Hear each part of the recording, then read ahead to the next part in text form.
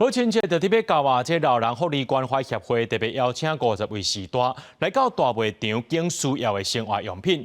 协会讲，这个邀请的士大有的是独居，有的是行动不方便，甚至有士大已经有2年唔捌出门啊。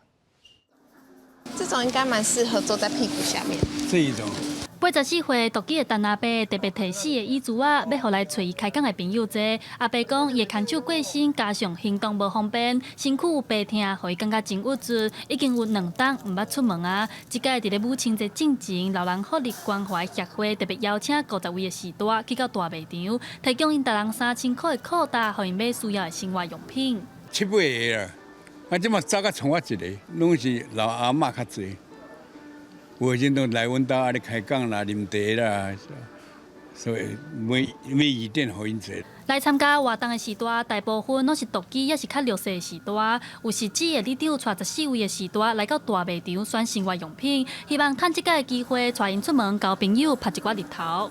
像这个阿嬷就是行动无方便的，啊，佫有迄种独居的、独居的，啊，佫有囡仔爱抚养是大人的。啊，来用这个活动，甲因揪出来，啊，甲因带来卖场，啊来细细的买一寡因所需要的物件。除了买平常时咧用的卫生纸、盐、起膏等等，也有士大平常时就足爱花。